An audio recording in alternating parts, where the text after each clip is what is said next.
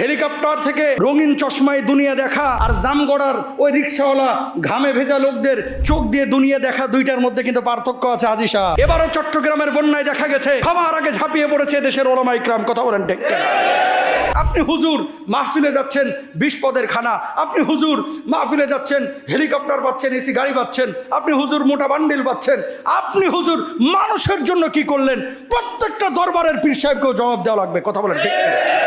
আপনি ভালো কাজ করতে পারতেছেন না, যে করতেছে তারা সমর্থন দেন, নিজে না পারলে বসে থাকেন। কি হয়েছে আমাদের হুজুরদের মধ্যে? দেখবেন একটু বক্তা হলেই, একটু ফেমাস হইলেই বাপ রে বাপ, পাঞ্জাবির মাড় ভাঙতে চায় না, সব জায়গায় কোট মোট লাগাইয়া সুটেড বুটেড হয়ে যেন ডিপ ফ্রিজ থেকে বাইর হয়েছে। কে আপনি? রিক্সাওয়ালা, ভ্যানওয়ালা, আমি কি? আমিও তো মানুষ। আপনার যে রক্তগোস্ত, আমিও তো রক্তগোস্তের মানুষ। আপনি খেয়াল করছেন আমি যে কথাটা বলতে যাচ্ছি? দরবার থেকে পীর সাহেবেরা বাইর হন, খানকা থেকে দরবার থেকে আল্লাহর ওলিরা বাইর হন। যেমনই ভাবে খানকায় আপনি নেতৃত্ব দিবেন,